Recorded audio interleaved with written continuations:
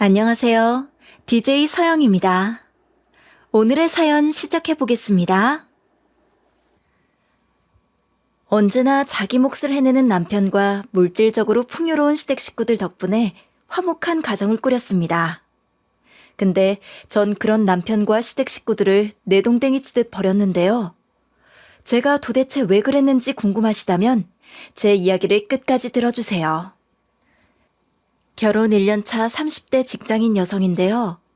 전 직장도 잘 다니고 있고 돈도 잘 벌고 결혼한 남편과도 잘 지내고 있는데 오빠랑 아주버님이 문제였어요. 이 당시에 친정오빠는 38살이었고 아주버님은 43살이었는데요. 둘 다 결혼을 못한 상태였어요. 제가 결혼했을 당시 둘 다 여자친구도 없었거든요. 우리 집에서도 오빠가 결혼을 못해서 걱정이었지만 시댁 식구들은 아주버님을 정말 많이 걱정했어요. 시댁 모임이 있을 때마다 시모가 항상 아주버님 이야기를 했죠. 그날도 어머님이 저를 붙잡으시더니 이런 식으로 투덜거리시더라고요. 우리 아들 부족한 점이 뭐가 있어서 결혼을 못하는 것 같냐? 우리 아들이 결혼을 못할 정도로 모난 구석이 있지는 않잖니? 며느리 네가 보기에는 어떤 것 같아? 어머님이 이렇게 물어보셨지만 말하지 못했죠. 근데 우리 오빠도 그렇지만 아주버님이 결혼 못한 이유가 있었어요. 아주버님은 키가 170 정도였는데 외모도 그리 잘생기지 않았거든요. 그래서인지 결혼 이야기가 나올 때마다 아주버님이 항상 사람들 사이에서 살짝 고개를 숙이곤 했어요. 주변 사람들도 아주버님을 볼 때마다 결혼은 언제쯤 할 거냐고 물었지만 아주버님이 그저 어색하게 웃으면서 곧 좋은 사람을 만날 거라는 말만 했었죠. 그런데 아주버님은 외모에 전혀 신경을 쓰지 않았어요. 머리도 자주 안 자르고 옷도 늘 같은 옷을 입고 다니더라고요. 오죽했으면 어머님이 옷 좀 새로 사 입으라고 하고 머리도 깔끔하게 하고 다니라고 잔소리를 했거든요. 그런데 아주버님은 남자가 뭘 꾸미냐고 대수롭지 않게 넘겼어요. 오빠도 비슷한 케이스였지만 오빠는 아주버님이랑 다르게 워커홀릭이었거든요. 하루 종일 일만 생각하고 집에 오면 피곤해서 바로 잠들기 일쑤였어요. 여자를 만날 시간도 없었고 만날 생각조차 안 했어요. 우리 가족이 오빠에게 이제 슬슬 결혼 생각해야 하지 않겠냐고 하면 오빠는 아직 일이 바빠서 나중에 생각해본다는 대답만 했는데요. 하지만 시간이 지나면서 오빠도 점점 결혼에 대한 압박을 느끼기 시작했어요. 회사에서 동료들이 하나 둘 결혼을 하고 아기 사진을 자랑하니까 오빠도 뭔가 허전함이 느껴진대요. 뒤늦게 오빠도 결혼을 하기 위해 여자친구를 만나보려고 노력했어요. 소개팅도 해보고 연애 프로그램도 보고 어떻게 하면 좋은 여자를 만날 수 있을지 고민도 해보더라고요. 하지만 그렇게 노력한다고 해서 금방 좋은 인연이 나타나는 건 아니었어요. 오빠가 맨날 좋은 사람을 만나는 게 왜 이렇게 힘든 걸까라고 말하면서 한숨을 쉬곤 했거든요. 아주버님도 상황이 비슷했어요. 근데 아주버님은 변변치 않은 직업도 없이 저 일했다가 이 일을 하고 있는 상태니까 결혼하기 더 힘들었죠. 그러다가 시어머니께서는 오래전부터 농원을 물려줄 사람을 고민하셨어요. 시댁에서 운영하던 농원은 여러 세대에 걸쳐 내려온 거라서 어머님이 그 농원을 잘 지키고 발전시킬 사람에게 물려주고 싶어 하시더라고요. 아버님이랑 아주버님이 농원을 물려받을 후보였지만 어머님은 이미 결정이 내려지신 것 같았어요. 어느 날 저녁 식사 자리에서 시어머니께서 조심스럽게 이런 이야기를 꺼내셨거든요. 얘들아, 이제 농원을 누가 이어받아야 할지 정해야 할 것 같구나. 내가 오랫동안 생각을 해봤는데 아무래도 농원은 큰아들이 물려받는 게 나을 것 같다. 남편과 아주버님이 말없이 시어머니를 쳐다봤어요. 남편은 회사에서 안정된 직장을 다니며 꽤나 높은 연봉을 받고 있었고 아주버님은 농원 일을 돕고 있었지만 특별히 내세울 만한 것이 없었거든요. 그래서 남편이랑 저는 아주버님이 물려받을 거라고 생각하고 있었어요. 이때 아주버님이 자기가 물려받아도 되냐고 이야기하니까 어머님이 이러시더라고요. 작은 아들은 회사에서 돈도 잘 벌고 승진도 하고 인정도 받고 있어서 걱정이 없어. 그런데 큰아들 너는 어디 들어가면 금방 잘리고 적응 못하겠다고 나오는데 어떡하냐?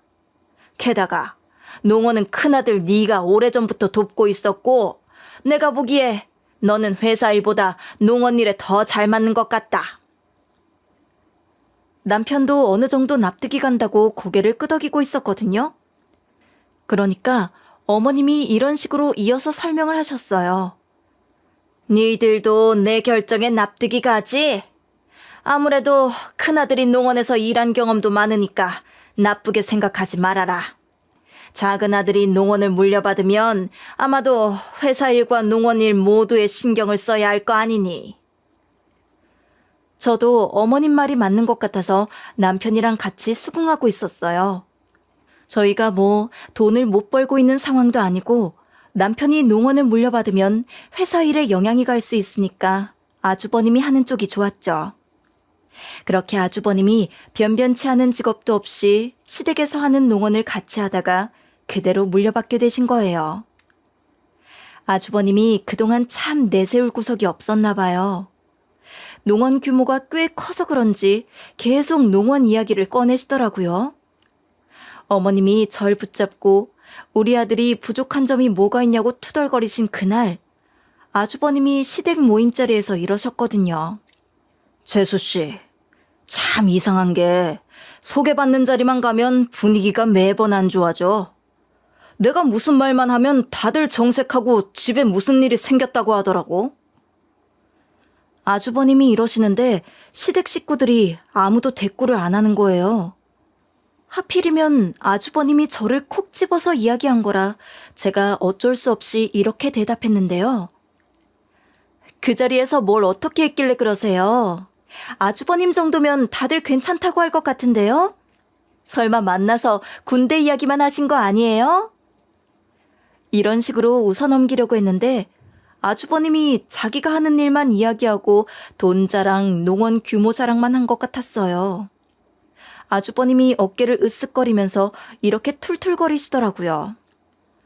내 직업 이야기만 하면 질린 표정으로 급하게 자리에서 일어나. 내 직업이 그렇게 별로인가? 돈만 많이 벌면 되는 거 아니야? 이러면서 또 농원 규모가 얼마나 커지고 있나 그런 자랑만 늘어놓는 거예요. 전 그런 것 때문에 여자들한테 차인 거 다 알았지만 아주버님과 부딪히고 싶지 않아서 굳이 지적하지 않았어요. 그렇게 아주버님이 소개팅을 여러 번 나갔지만 다 실패했다고 들었는데요. 그러다 친정 모임 자리를 가지게 됐어요. 그 자리를 남편이랑 같이 가게 됐죠. 근데 친정 오빠가 그날 갑자기 이런 고백을 하는 거예요. 친구한테 소개받아서 여자친구가 생겼거든?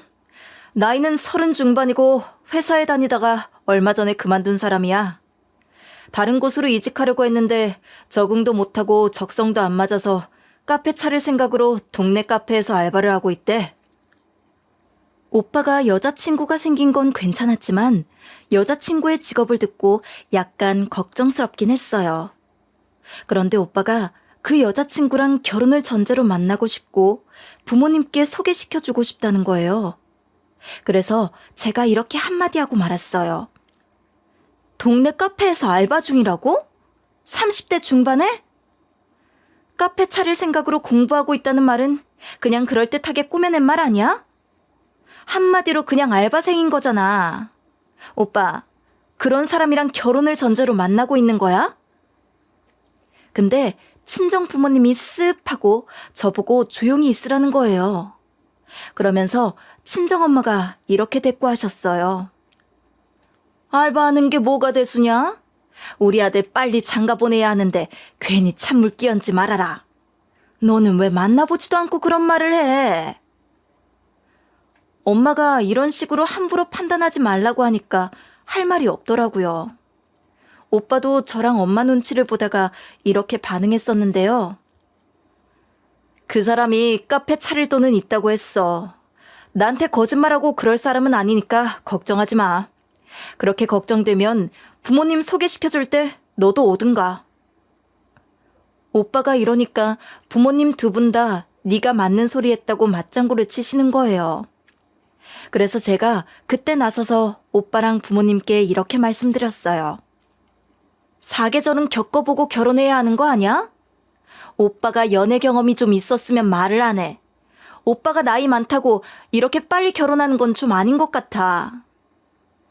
제가 이러면서 부모님께 소개받는 자리는 갔되 오빠한테 조금 더 만나보라고 했는데요.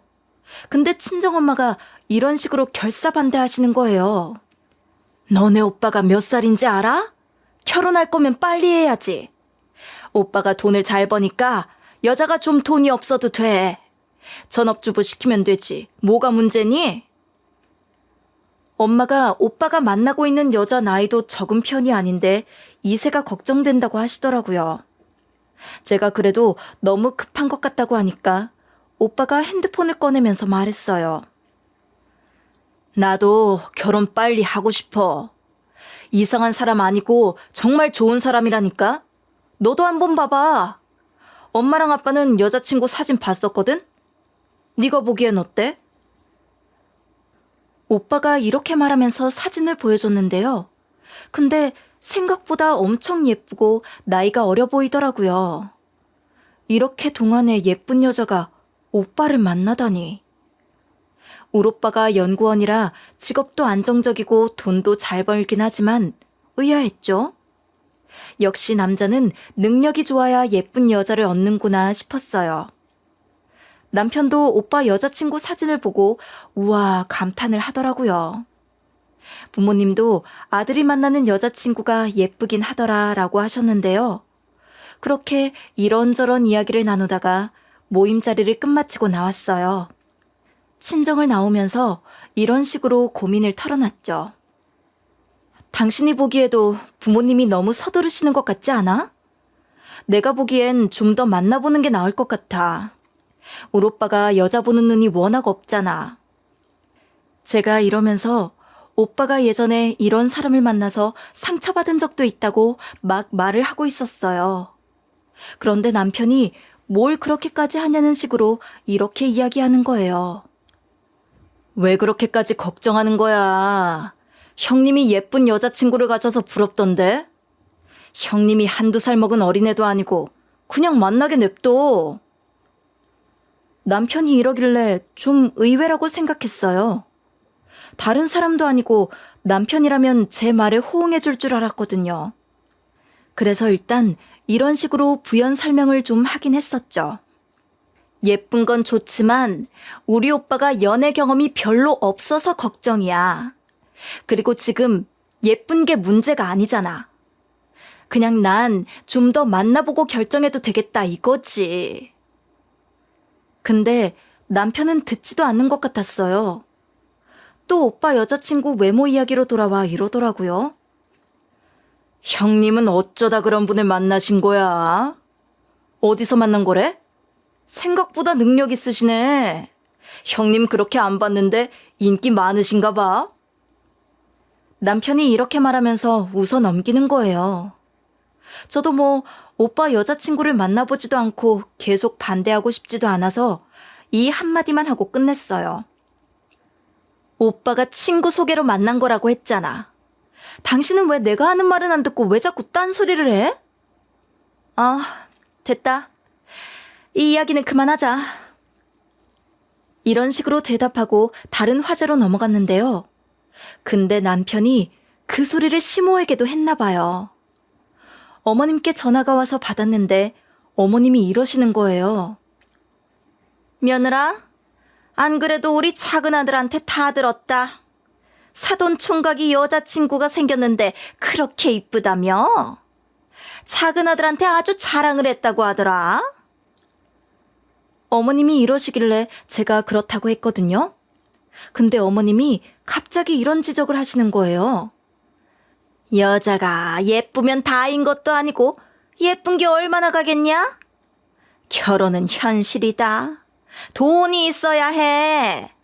큰 나이 먹도록 카페 알바하는 거 보면 답이 없는 것 같더라. 사돈 총각 여자친구가 그냥 알바생인데 있어 보이려고 카페를 한다는 말만 하고 다니는 거 아니냐? 어머님이 이러시니까 너무 당황스러웠죠. 갑자기 전화로 왜 이러시나 싶어서 일단 제가 이렇게 대꾸했는데요. 네? 어머님, 확인되지도 않은 사실을 그렇게 말씀하지 마세요. 남편이 전화해서 무슨 말을 했길래 그러세요? 무슨 일 있으셨어요? 제가 이러면서 어머님이 이러는 게 불편하다고 했거든요. 근데 시모가 끝까지 이런 식으로 막말을 하는 거예요. 내가 질투가 나서 하는 말이 아니라 외모만 보고 결혼시키면 안 돼서 그래. 그러다 패가 망신한다. 내 말이 맞는지 사돈 총각 결혼시키고 나서 볼까? 어머님이 이러시면서 자기가 비방을 하려고 전화를 한 게 아니래요. 나 참 어이가 없어서. 그래서 제가 이렇게 어머님이 하신 말씀을 따지고 말았는데요. 어머님, 이거 전부 다 오지랖이에요. 우리 오빠가 애도 아닌데 알아서 살겠죠. 이런 이야기를 하시는 이유가 뭐예요? 우리끼리 이러지 말고 오빠가 결혼한 후에 어떻게 지내는지 보게요. 그러니까 시모가 말문이 막혔는지 아무 말도 못하고 전화를 뚝 끊어버리는 거예요. 당연히 기분 나빠서 남편에게 막 따지고 들었죠. 어머님께 도대체 무슨 말을 한 거냐고 물어봤는데 별말 안 했대요. 오빠 여자친구가 진짜 예쁘더라 한마디만 했는데 도대체 왜 그러냐고 하더라고요. 어머님이 여자 얼굴만 보고 결혼시키면 안 된다는 소리를 했다고 하니까 남편이 그냥 걱정한 거래요. 그런데 여러분, 이게 걱정하는 건가요? 저는 전혀 아니라고 생각해서 무언가 쎄한 느낌을 받고 있었는데요. 몇 달 뒤에 친정오빠한테 전화가 와서 받았거든요. 그런데 오빠가 저한테 이런 이야기를 해주는 거예요. 내가 저번에 여자친구 있다고 말했었잖아. 그 여자친구랑 결혼 이야기도 나왔어. 친정 부모님이랑 인사 나누기 전에 소개시켜주고 싶은데 한번 만날까? 오빠가 이러길래 소개를 나한테 먼저 해주냐고 했거든요. 근데 오빠가 웃으면서 이렇게 이야기하는 거예요. 네가 예전부터 내 연애 상담도 많이 해주고 어쩌다 한 번씩 여자친구 생기면 만나서 어떤 사람인지 봐주고 그랬잖아. 네가 사람을 잘 볼 줄 아니까 이번에도 내 여자친구 좀 만나봐라. 오빠가 이러면서 남편도 같이 보자고 하더라고요. 그래서 남편은 왜 부르냐고 했더니 오빠가 모르고 있었냐는 식으로 이렇게 이야기하는 거예요. 매부가 여자친구 사진을 본 후로 다음에 소개시켜달라고 어떤 사람인지 궁금하다고 하던데. 그래서 다 같이 봤으면 좋을 것 같으니까 약속을 잡자. 오빠가 이렇게 얘기하길래 알겠다고 하고 전화를 끊었어요. 그리고 나서 남편이랑 상의를 하고 오빠랑 약속 시간을 잡았는데요. 저랑 남편이 되는 시간에 오빠도 시간이 된다고 하길래 그 시간에 만나기로 한 거죠. 약속 장소는 오빠가 알려줘서 거기로 가기로 했어요. 그렇게 주말에 저랑 제 남편이 오빠랑 만나기로 한 식당으로 간 건데요.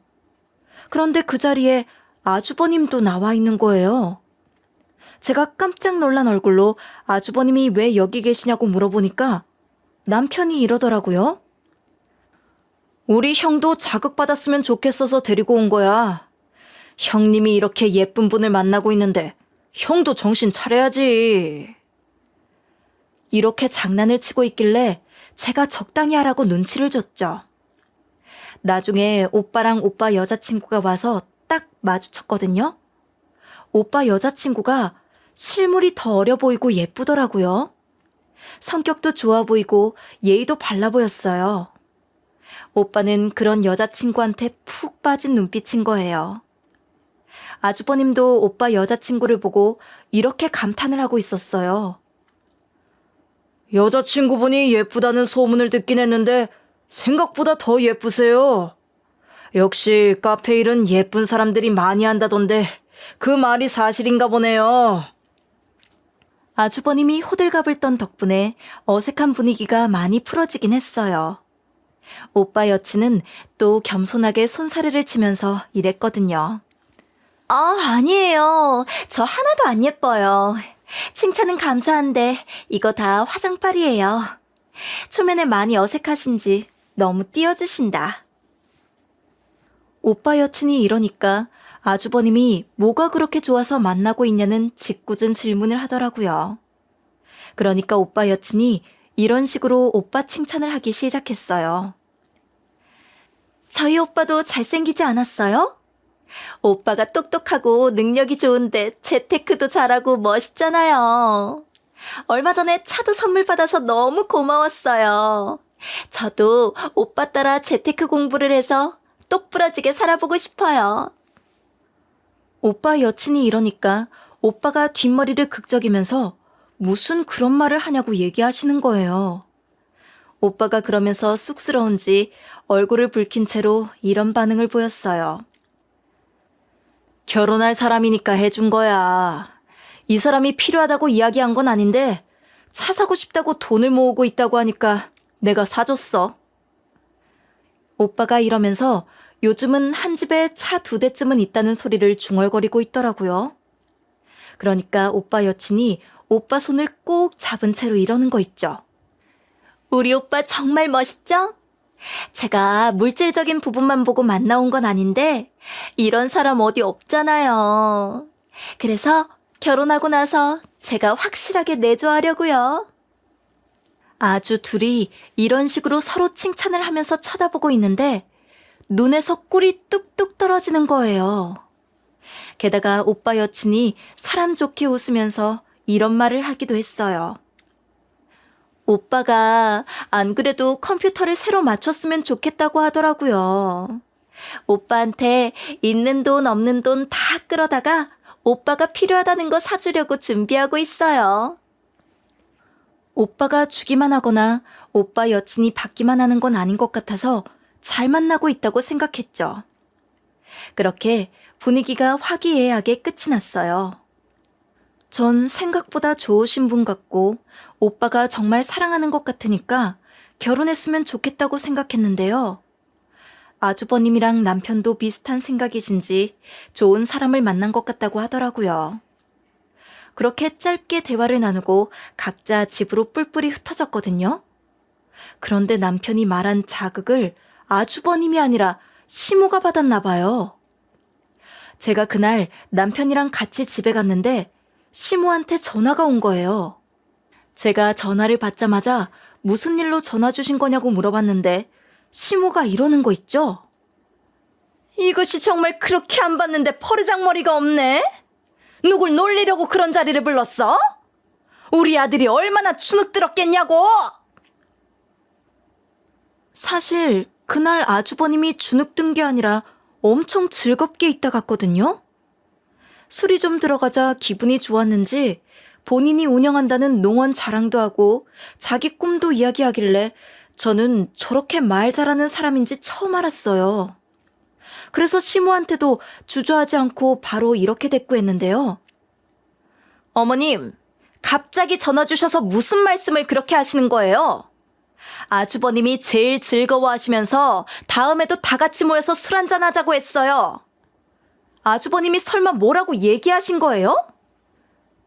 제가 조목조목 따져가며 진정 좀 하시라고 이야기했거든요.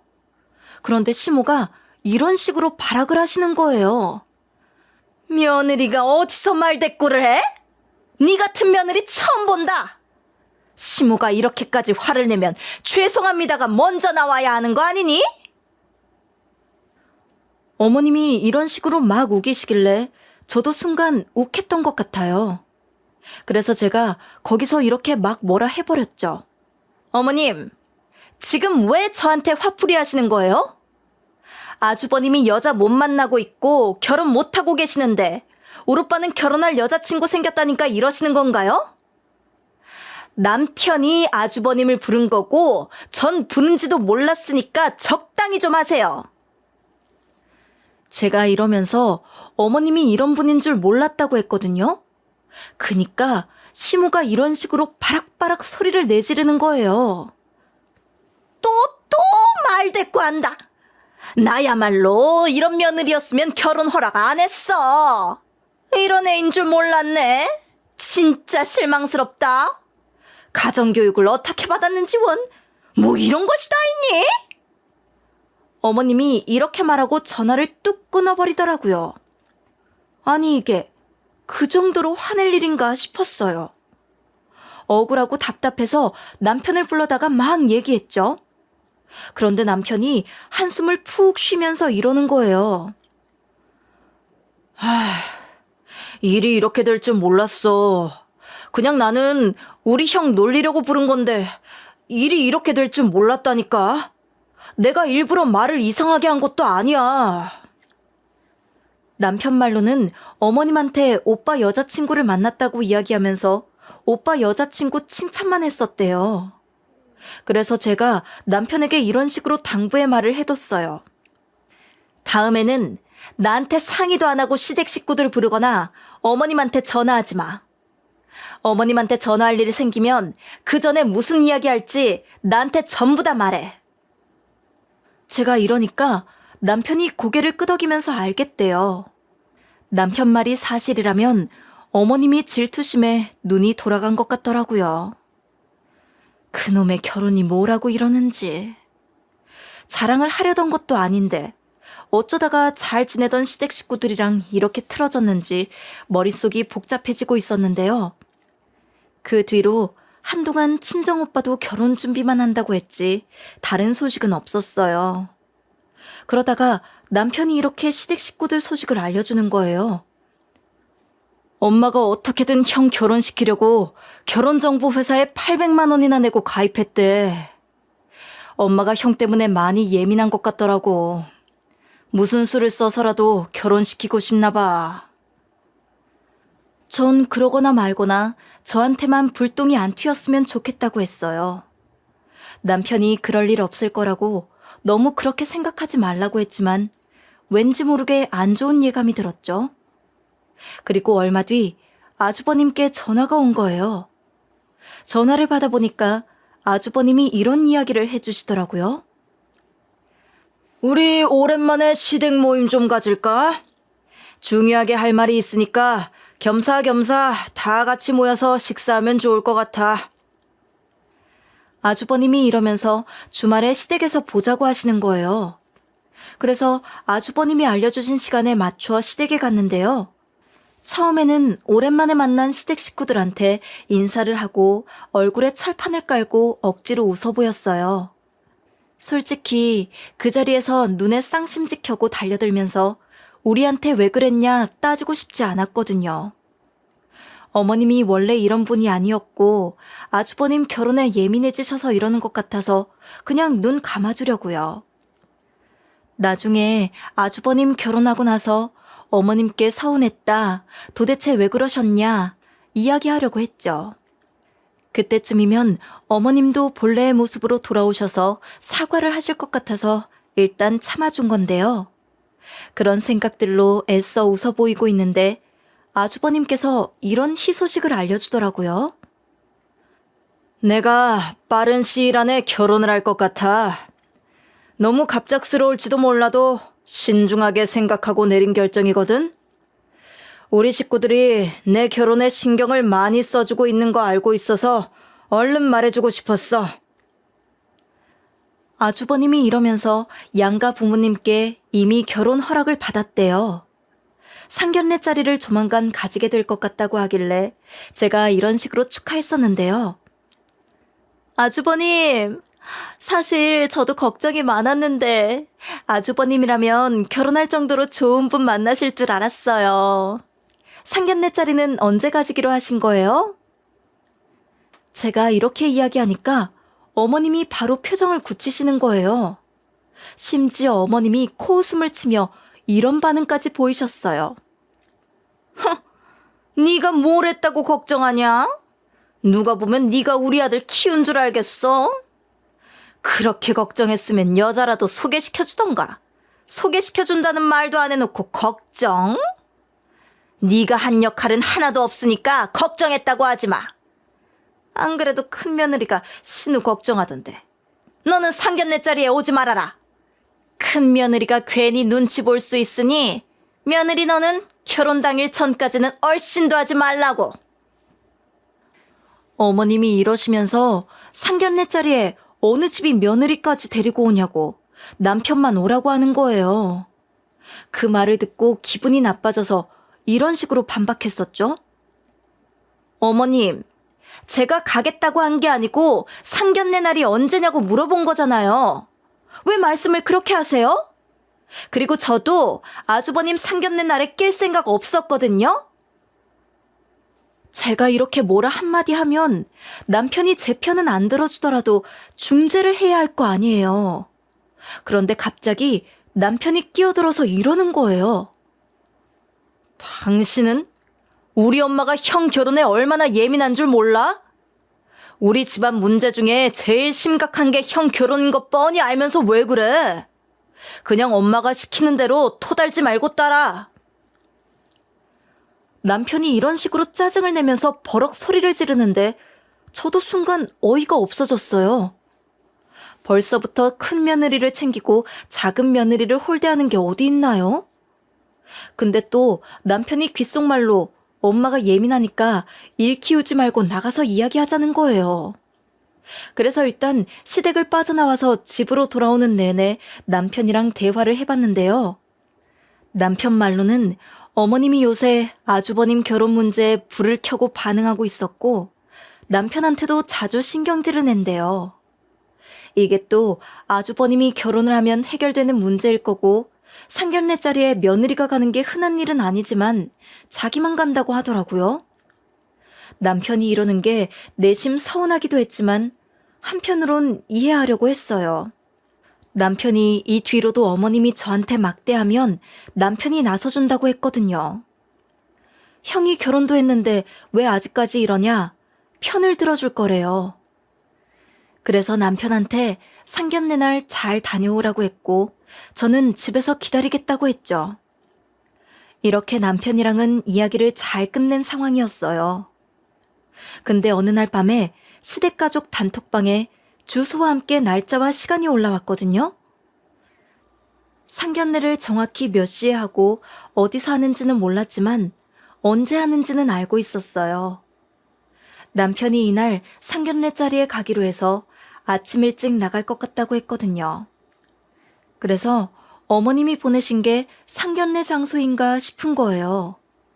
그걸 안 순간 어머님이 실수로 올렸다는 생각이 팍 들었죠. 어머님이 그 주소를 올리자마자 갑자기 단톡방을 나가셨어요. 상견례 장소인가 싶어서 스샷을 찍어놨죠. 검색을 또 해보니까 상견례 가지기 딱 좋은 장소 같아 보였고 많은 분들이 상견례 같은 진중한 자리를 가질 때 예약해서 가는 곳이더라고요. 그러니까 남편이 재빨리 저를 단톡방에서 내보내는 거예요. 저는 그 당시에 거실에 있었고 남편은 방 안에 있었거든요. 그래서 제가 방으로 가서 이렇게 물어봤어요. 방금 어머님이 무슨 주소를 보내고 단톡방에 나가시던데? 그리고 당신이 나를 내보낸 것 같아. 갑자기 왜 그랬어? 어머님이 보낸 주소 때문에 그런 거야? 제가 이렇게 대놓고 이야기를 하니까 남편이 누워있다가 서둘러 자리에 앉더라고요.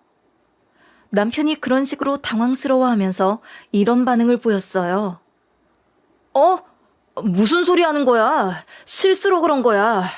우리가 무슨 주소 때문에 당신을 내보내고 그러겠어.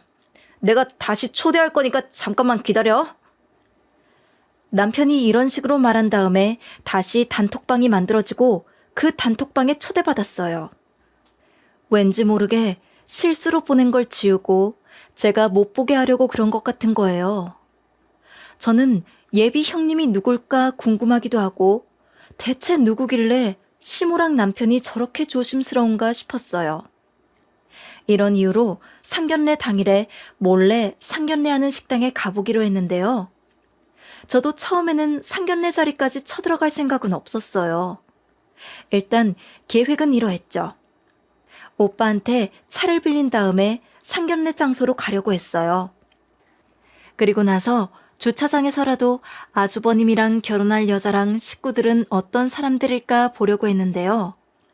어차피 식사는 실내에서 할 테니까 가게 앞에 있다가 얼굴만 보려고 했던 거죠. 그런데 제가 그렇게 하지 못하고 이성을 잃은 이유를 말씀드릴게요. 우선 저는 계획대로 하기 위해 오빠한테 전화해서 이렇게 이야기했어요. 오빠, 나 차 좀 빌려줄 수 있어? 남편이 차를 써야 하는데 나도 차가 필요해서 그래. 잠시만 쓰고 줄 테니까 좀 빌려주라. 제가 이런 식으로 상견례 자리에 몰래 갈 거라는 말은 안 했는데요.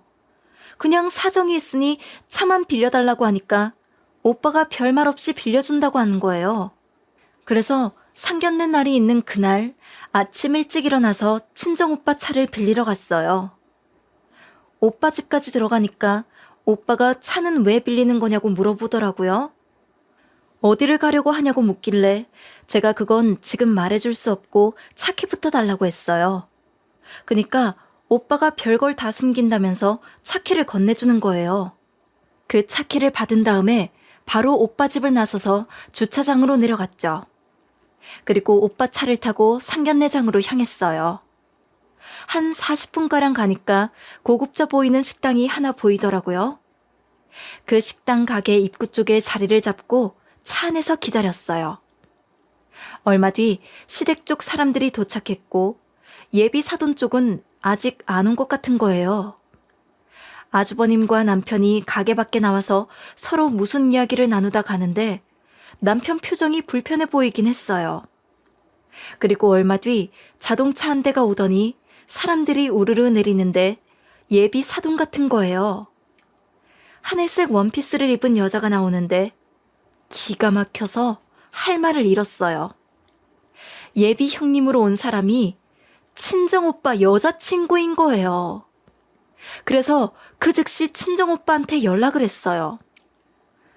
오빠가 전화를 받길래 제가 이런 식으로 꼬치꼬치 캐묻기 시작했죠.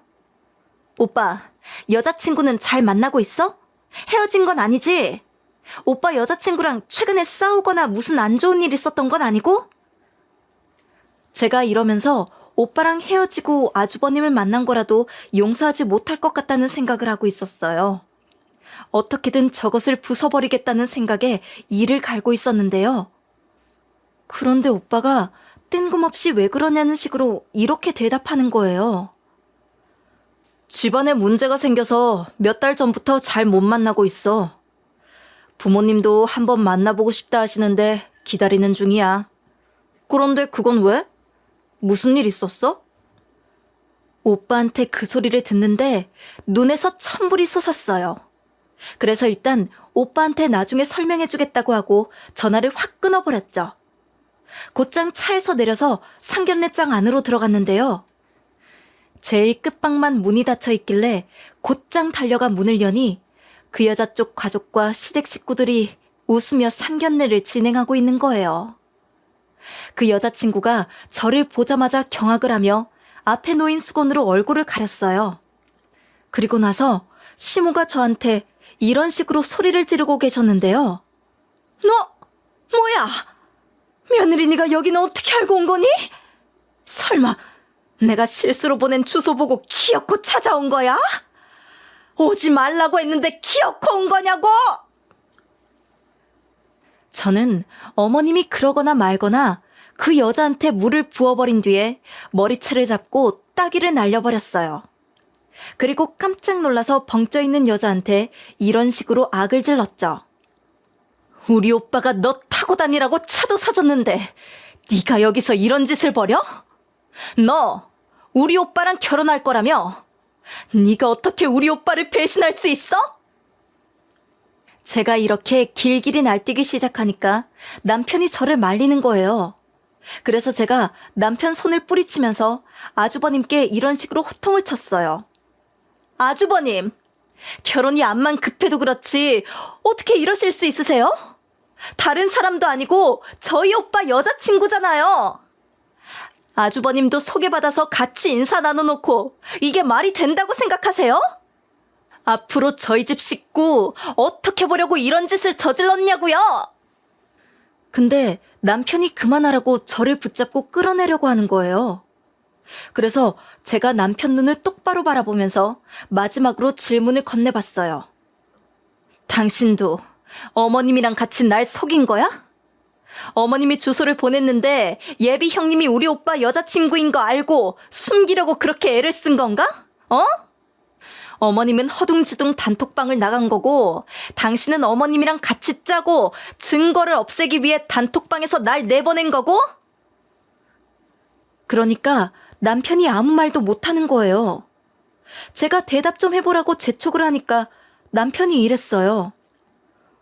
엄마가 그렇게 하라고 했어. 형을 위해서 어쩔 수 없었으니까 당신이 좀 이해해줘라. 당신한테 피해가 간 것도 아닌데 도대체 왜 이래? 남편이 뻔뻔하게 이러니까 온갖 정이 떨어졌어요. 남편 태도도 그렇고 씩씩거리고 있는 시모도 그렇고 도저히 그 집에 섞일 수가 없다는 느낌이 들었죠. 남편이 진짜 내 편이 아니라 남의 편이더라고요. 저보고 창피하게 왜 이러냐고 속닥거리길래 그날 이렇게 직언을 날리고 말았죠. 뭐? 내가 창피하다고? 잘못은 아주버님이랑 저 여자가 저질렀는데 왜 나한테 그래? 나는 억울해서 우리 오빠가 너무 불쌍해서 이러는데 당신은 내 편도 안 들어주고 나를 쪽팔려 해? 당신이 그러고도 사람이야? 제가 이러니까 남편이 얼굴을 쓸어내리면서 일단 나가자는 말만 되풀이하는 거예요. 그래서 제가 그런 남편한테 삿대질을 하며 이런 식으로 선언해버렸어요. 아, 끝까지 이러겠다 이거지? 그럼 이혼하자. 내가 그렇게 쪽팔리면 내가 당신 인생에서 사라져 줄게. 그러니까 당신도 내 인생에서 영원히 꺼져.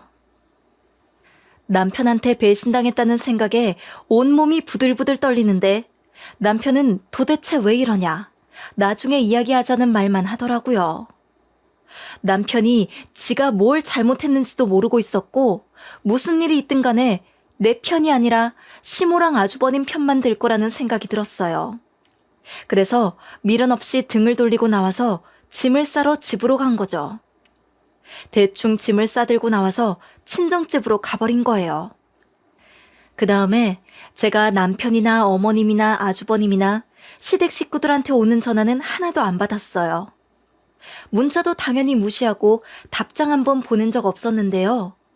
그런데 이혼 절차를 준비하던 와중에 초인종이 띵동 하고 울리는 거예요. 찾아올 사람이 없어서 누군가 하고 인터폰을 확인해 봤거든요. 그런데 문 앞에 남편이 서 있는 거예요. 아무래도 제가 친정집에 있을 거라고 예상하고 찾아온 것 같았어요. 제가 일단 현관문을 열어줬지만 집 안으로 들이지는 않았죠. 대신 문 앞에서 대치한 채로 무슨 일로 찾아온 거냐고 물었어요. 그러니까 남편이 저한테 사과하면서 얼척없게도 이런 말을 짓거리는 거예요. 여보, 우리가 말도 없이 그랬다고 이렇게 집을 나가는 게 어딨어. 남녀 인연이라는 게 그런 거 아니겠어? 우리 형이랑 당신 오빠랑 여자랑 삼각관계가 있었던 거잖아. 우리는 잘 살고 있었으면서 왜 그래? 진짜로 나랑 이혼할 거야? 당신 화난 거 알겠는데 일단 대화 좀 해보게, 어? 이런 식으로 매달리는데 온몸에 소름이 돋는 거예요. 남편이 지금까지 뭐가 문제인지 모르는 것 같아서 제가 이런 식으로 질색을 했죠. 내가 미쳤어? 당신이랑 살게? 당신은 그냥 엄마 편이나 들고 당신 형 편이나 들어. 시댁만 아는 마마보이랑 평생을 함께할 생각 없으니까 다시는 찾아오지 마. 제가 이런 식으로 말하면서 실망을 했다, 이런 남자랑 결혼을 했다는 게 너무 후회된다고 이야기했는데요. 근데 남편이 정색을 하면서 이러는 거예요. 당신, 우리 형이 뒤통수를 쳤다고 이러는 거지? 그런 거 아니야. 오히려 그 여자가 불리하시라고. 그날 다 함께 식사하면서 형이 자기 농원 자랑을 했었잖아.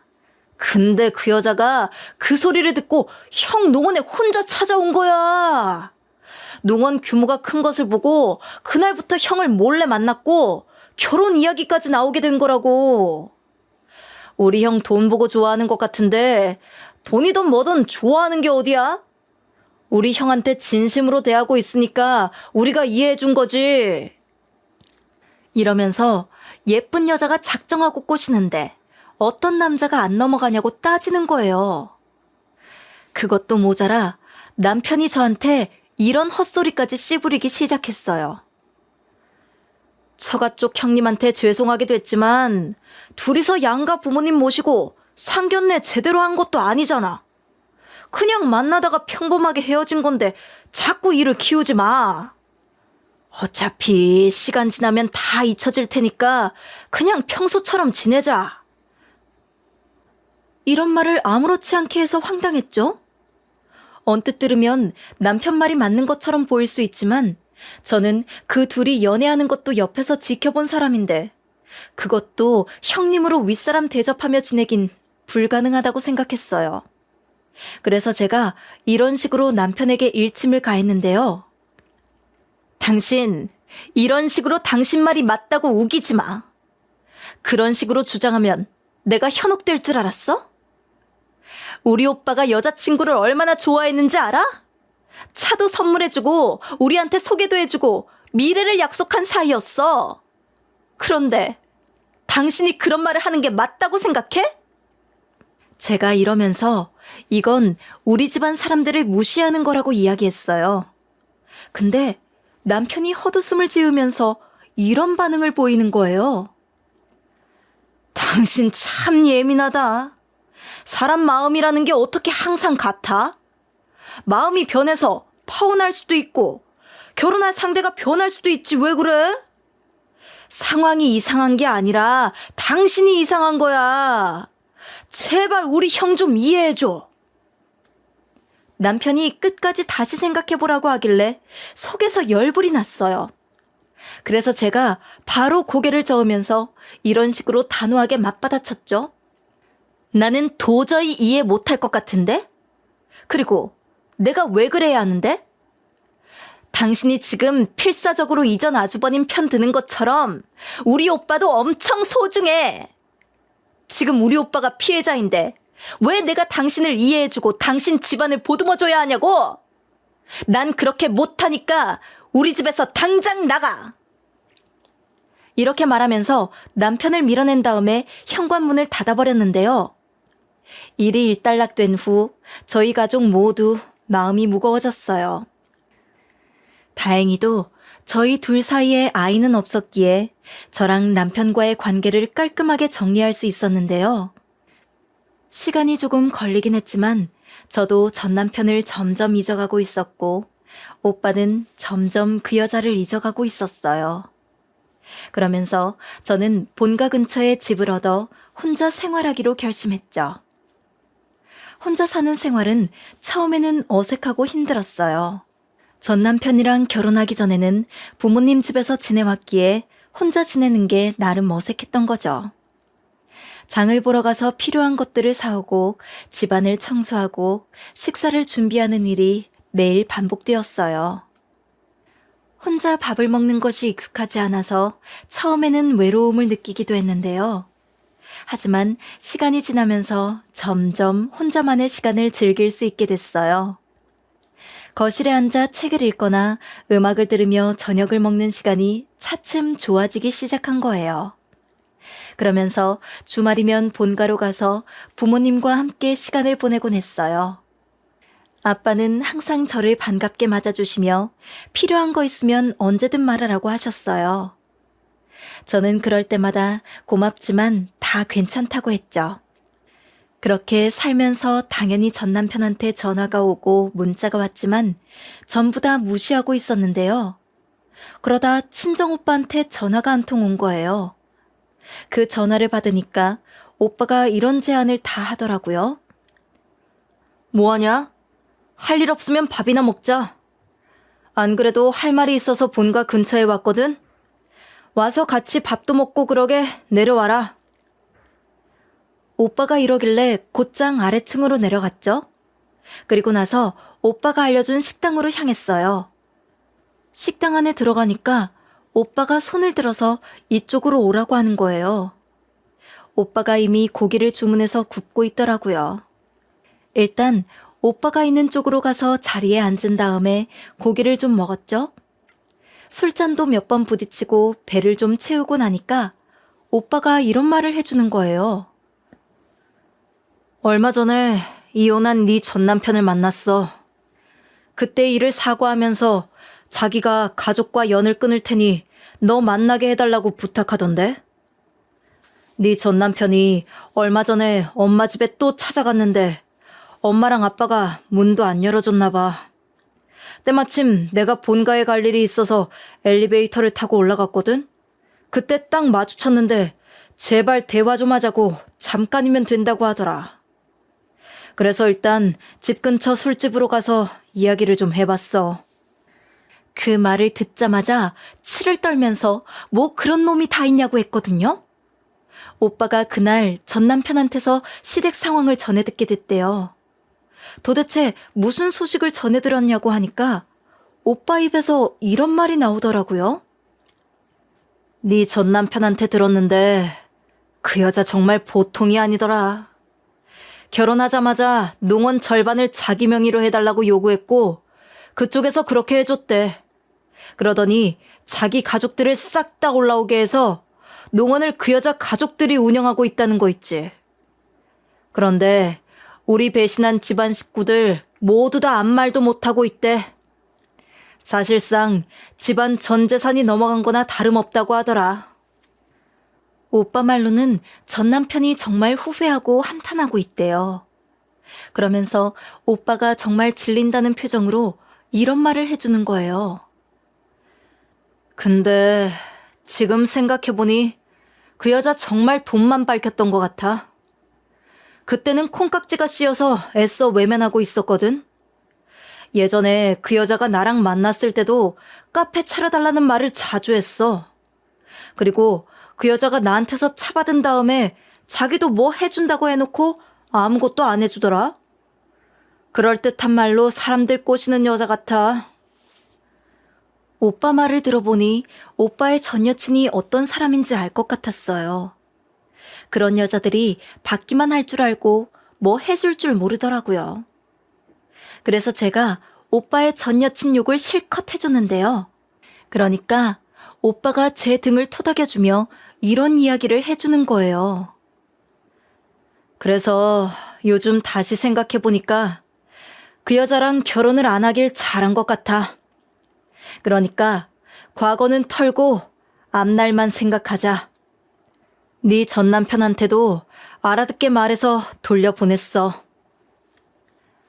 오빠 말대로 전 남편 집안 식구들은 전부 다 있고 제 삶을 살려고 노력하고 있어요. 그 뒤로 몇 번 전 남편에게 연락이 왔지만 받아줄 이유가 없잖아요.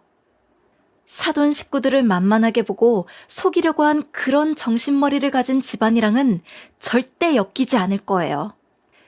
그래서 저 혼자서 생활을 하면서 솔로 라이프를 즐기고 있다가 이렇게 사연글을 보내보게 됐는데요. 당분간은 누구 만날 생각 없이 이렇게 지내볼 생각이에요. 여기까지 사연글을 들어주셔서 감사하고요. 여러분은 제 이야기를 들어보시면서 무슨 생각이 드셨나요? 전 그동안 이런 인생을 살아오면서 이런 생각이 딱 들더라고요. 배신에 관해 제일 슬픈 사실이 뭔지 아세요? 그건 결코 적으로부터 오는 게 아니래요. 그러니 여러분도 시댁 식구들이라고 해도 이상한 낌새가 느껴지면 조심하길 바랄게요.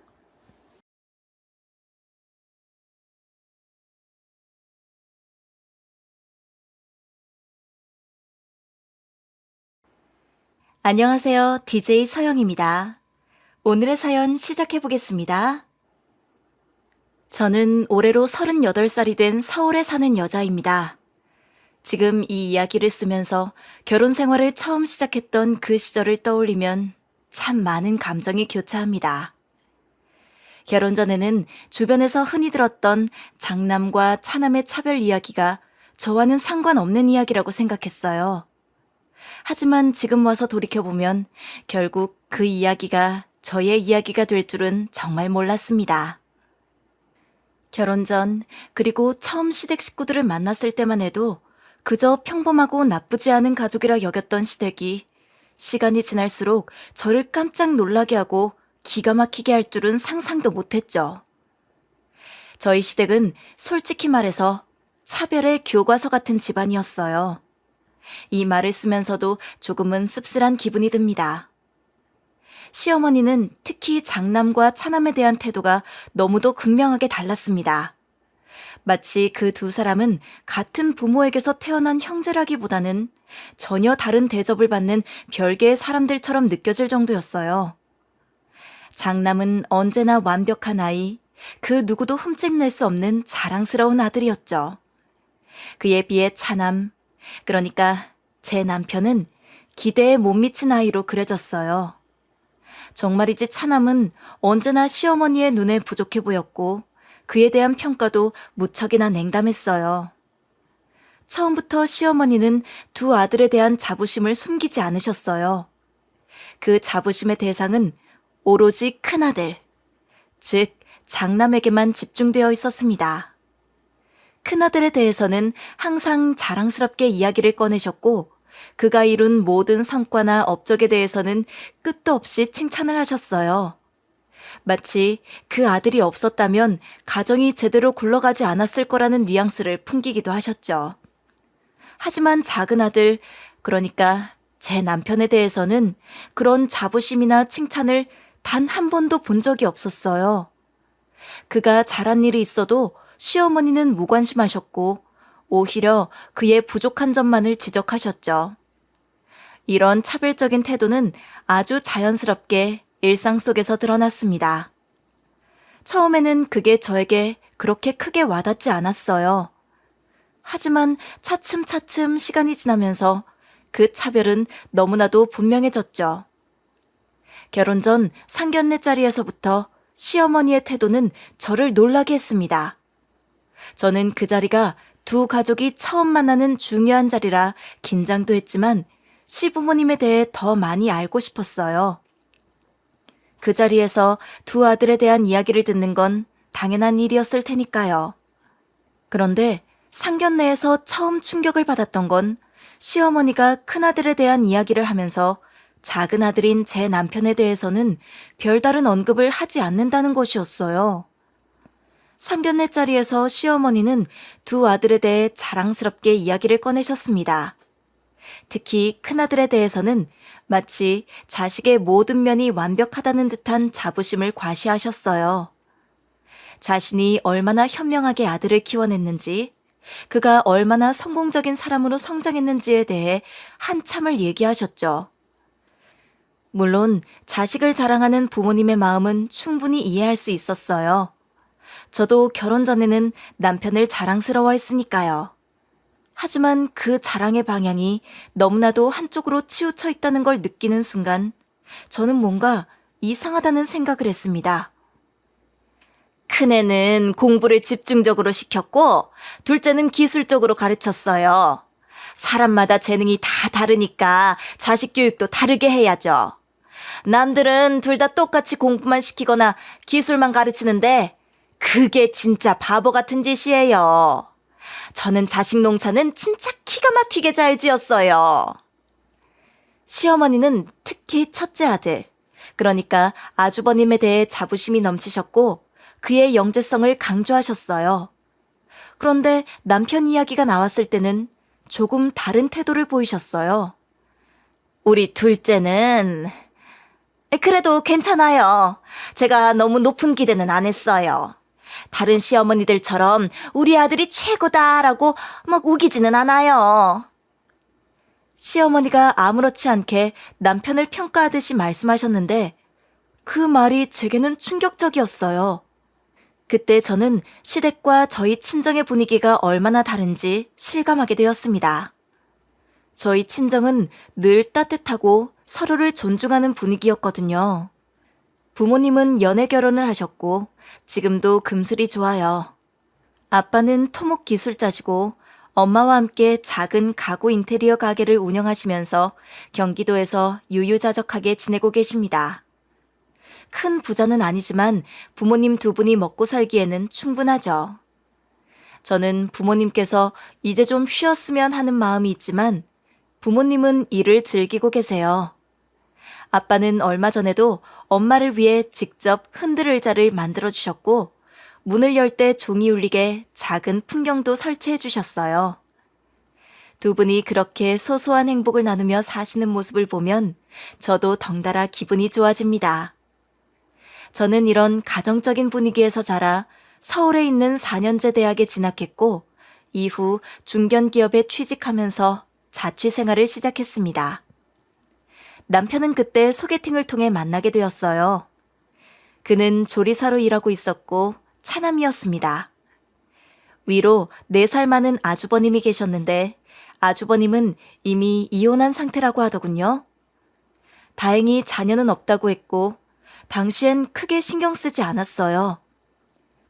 상견례 자리에서 아주버님 이야기가 나왔을 때 시어머니는 처음엔 무역을 전공했고 외국 대학을 나왔다고 자랑하셨어요.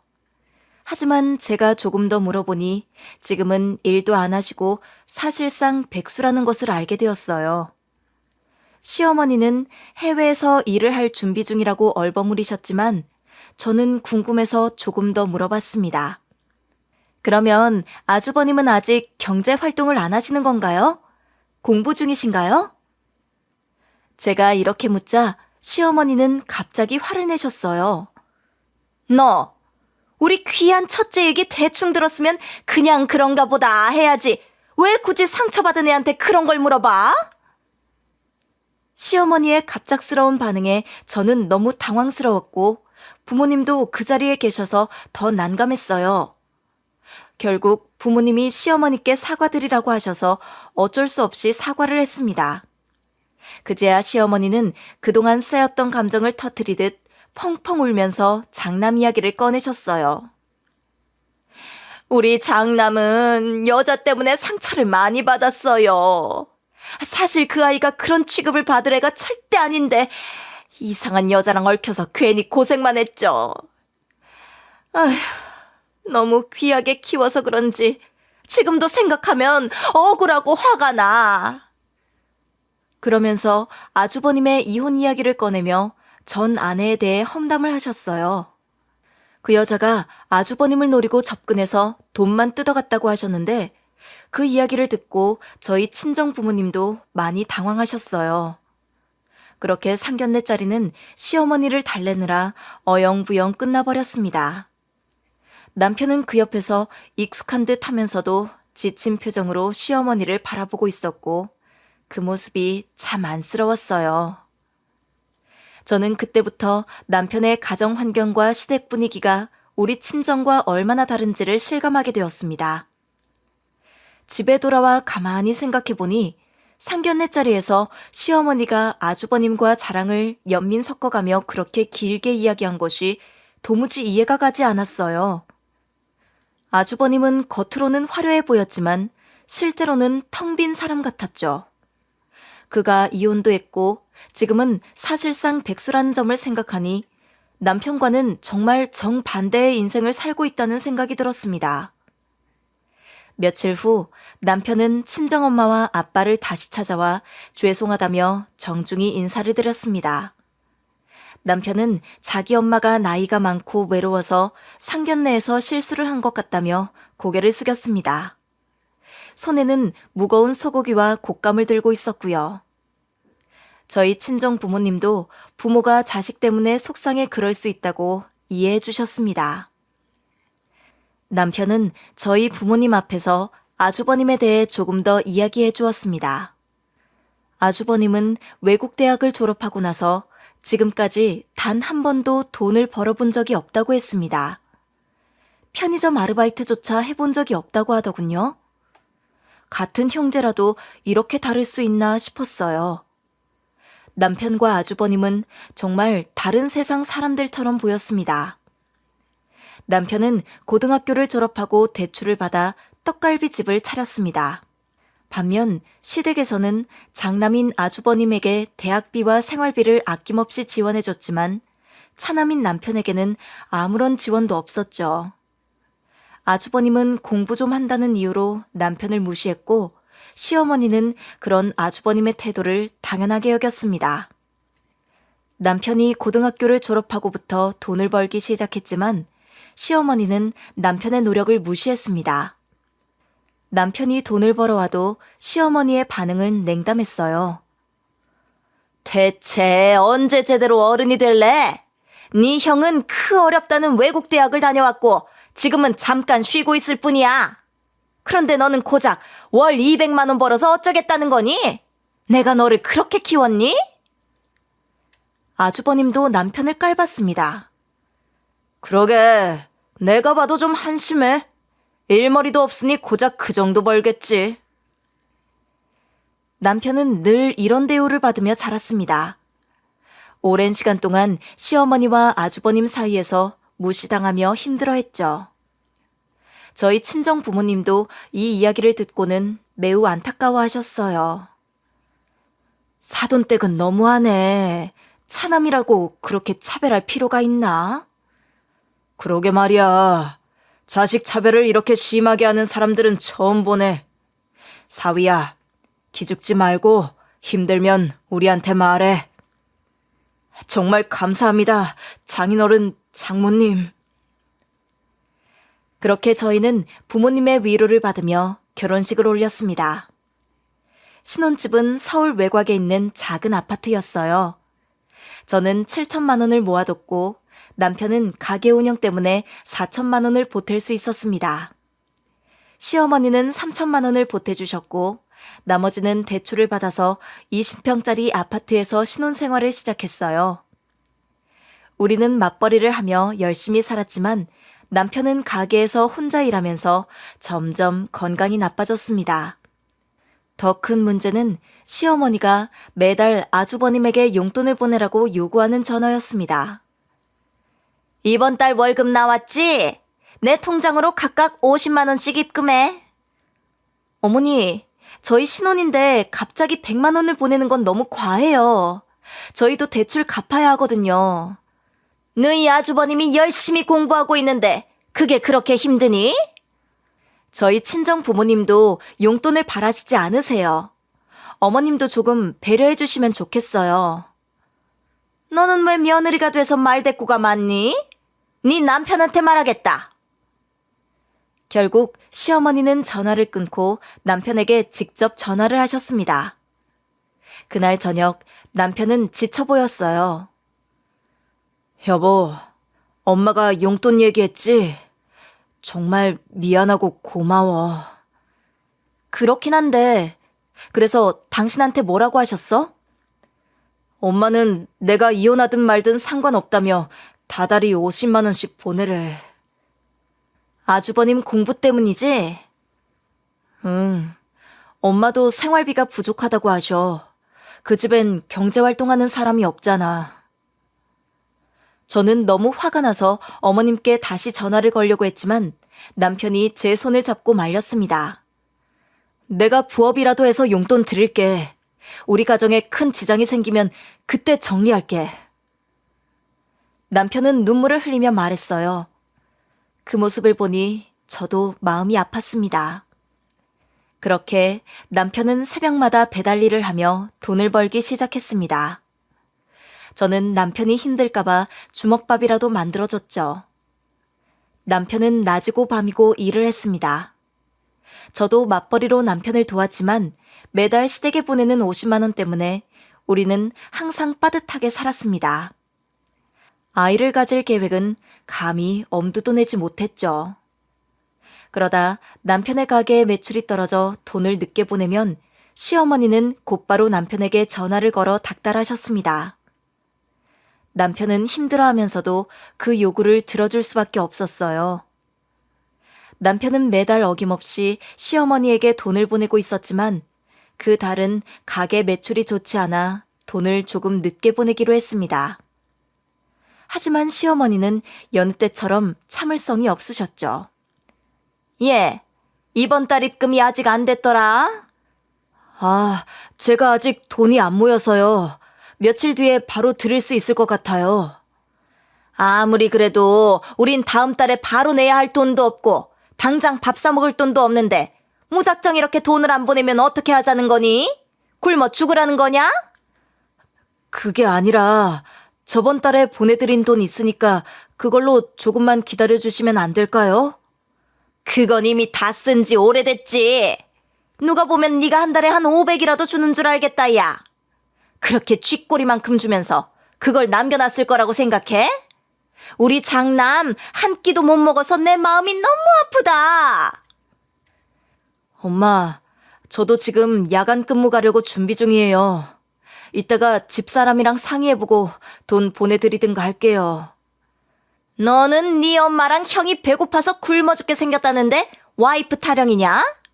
천하의 남자가 되어가지고서는 여자랑 상의 하나 아니면 돈조차 못 보내? 원래 가장이란 게 집안 통장쯤은 꿰뚫고 있어야 하는데. 너는 진짜 내가 언제 봐도 너무 답답해. 니네 형은 결혼하자마자 와이프 통장 가져갔던 거 기억 안 나? 그게 그렇게 좋은 건 아닌 것 같아서요. 저 혼자 일하는 것도 아니고 엄연히 집사람이랑 같이 맞벌이로 일하고 있는데. 아니, 그래서 그게 잘났다는 거야? 너는 남자가 되어서는 어떻게 여자보다 못하냐? 그래가지고서는 가장이 되겠어? 내가 그러니까 너는 형을 좀 닮으라는 거야. 저는 옆에서 스피커폰으로 대화를 듣고 있었는데 너무 화가 나서 결국 참지 못하고 소리를 질렀습니다. 어머님, 정말 해도 해도 너무하신 거 아니에요? 그이가 어머님한테 잘하려고 얼마나 밤낮 안 가리고 열심히 사는지 아세요? 그런데도 고맙다는 말은 어쩜 한마디도 안 하시고 이렇게 사람을 무시하기만 하세요? 이거 뭐니, 너는 갑자기 모자가 대화를 하고 있는데 끼어들어가지고서는 무슨 짓을 하는 게야? 그리고 내가 내 아들한테 뭐라고 좀 하는 게 뭐 어때서 그러냐? 고작 한 달에 50만 원을 못 보내는 게 사내 자식이라는 게 부끄럽다 정말. 그러면 그 고작 50만 원 때문에 이렇게 사람 붙들고 뭐라는 건 정상이고요? 아주버님은 대체 언제 일을 구하신대요? 그놈의 공부는 언제 끝나고요? 너 어디서 가만히 있던 우리 장남을 건드려? 우리 장남이 뭘 잘못했다고? 솔직히 이렇게 된 것도 다 책임감 없는 아주버님이랑 그걸 오냐오냐 받아주신 어머님 탓이잖아요. 아니에요? 듣자니 결혼하자마자 전 아내 되시는 분 통장을 압수해갔다고 하던데 그게 상식적으로 말이 돼요? 막말해서 그러니까 이혼당한 거죠? 야, 너 말 다 했어? 우리 아들 가뜩이나 마음 아픈데 뭔 소리를 하는 거야? 지금 우리 장남이 잘못했다는 거야? 가장이 되어서 통장 좀 가져갈 수도 있는 거지? 너도 그 여자랑 똑같아. 아이고, 조상신님, 우리 집에 여자들이 잘못 들어와서 우리 아들들을 망치고 있습니다. 아이고. 망치긴요. 제가 보기엔 어머님이 제일 아들들을 망치고 있는 주범이세요. 성실히 일하고 있는 제 남편 그만 좀 뭐라 하시고 이제 용돈도 안 보내드릴 테니까 제발 그 나이 됐으면 두 분이서 알아서 사세요. 저는 그렇게 전화를 끊어버렸고 남편은 멍하니 있다가 저를 꽉 안아주었습니다. 그러더니 갑자기 펑펑 울기 시작했어요. 남편이 그렇게 눈물을 흘리며 우는 걸 보니 저도 마음이 아팠습니다. 여보, 나 대신 화내줘서 고마워. 나도 솔직히 엄마한테 화내고 싶었는데 평생을 엄마랑 형한테 무시당하면서 살아서 그런지 뭐라도 안 하면 내가 사람 취급도 못 받고 살까봐. 그래서 억지로 돈 벌어가면서 용돈 보냈던 건데 당신이 대신 말해주니까 속이 좀 시원하네. 그래도 하나뿐인 내 편이 있어 다행이야. 당신 지금까지 너무 무리했어. 아무리 가족이라도 저런 식으로 막대하는 사람들은 더 이상 취급해주지 마. 당신이 정말 고생했어. 그렇다고 어떻게 인연을 끊겠어. 일단 당분간은 연락하지 말아야겠어. 당신 덕분에 정신은 조금 차릴 수 있었던 것 같아. 그래. 당신이 뭐가 아쉽다고 저런 사람들한테 무시당해야 해? 아주버님에 비하면 당신이 훨씬 성실하고 집구석에서 돈 1원도 못 버는 사람보단 훨씬 멋있어. 그렇게 당분간 시댁과는 연락을 끊고 한숨 돌릴 수 있을 거라고 생각했습니다. 그런데 결혼한 지 1년이 지난 후 밤낮 없이 일하느라 건강이 나빠진 남편이 가게 때문에 병원 가는 것을 계속 미루다가 드디어 하루 날 잡고 검사를 받으러 갔어요. 남편이 평소에 워낙 부지런한 사람이었고 삼시세끼도 잘 챙겨 먹던 사람이어서 큰 걱정은 하지 않았습니다. 그런데 남편에게서 전화가 왔고 그날 저는 세상이 무너지는 듯한 충격을 받았습니다. 남편이 병원에서 검사를 받고 돌아온 날 갑작스러운 이야기를 꺼냈습니다. 여보, 우리 아파트 대출 얼마나 남았는지 대충 알아? 어? 대출은 갑자기 왜?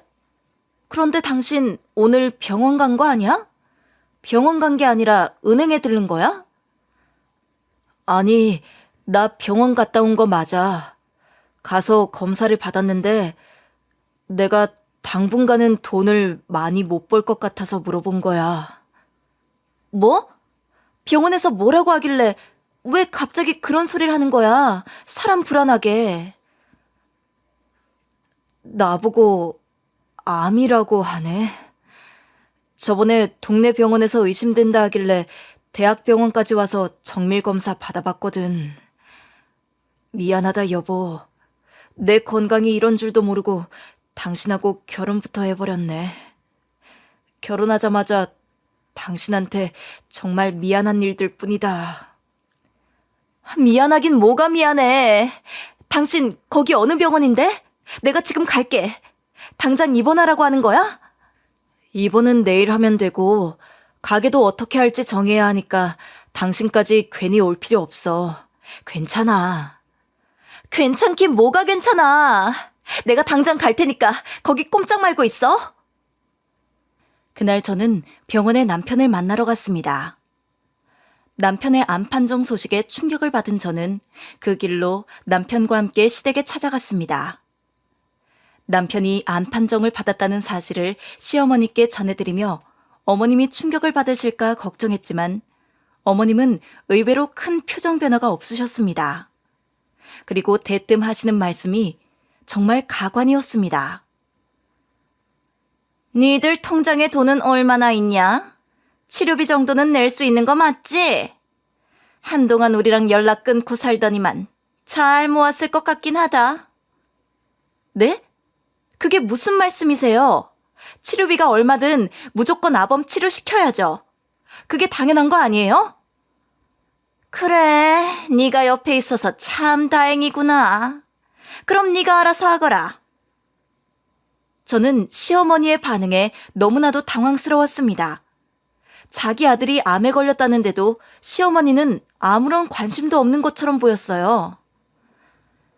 아이고, 이래서 자식은 둘을 낳아야 한다니까. 우리는 병원비는 못 주니까 이제 아내인 네가 알아서 챙겨라. 어머님, 진심이세요? 지금 아범 암에 걸렸다니까요? 그런데 그게 나랑 무슨 상관이냐? 무슨 상관이냐뇨. 엄연히 어머님 아들인데 아파서 암으로 입원하고 치료를 받아야 하는 상황인데도 아무렇지 않으세요? 내가 이럴 줄 알고 자식을 둘 낳은 거다.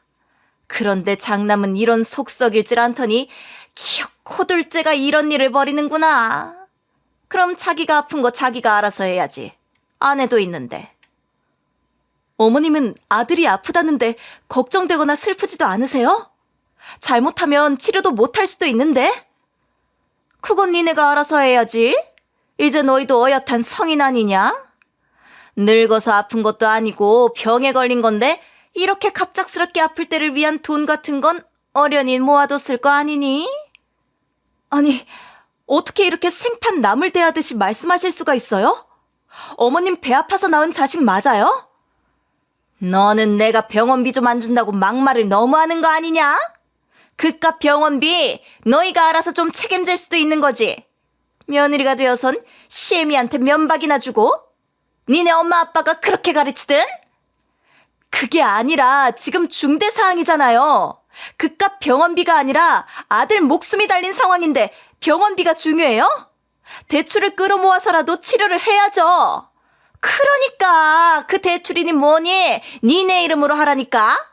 나는 더 이상 터치 안 하겠다.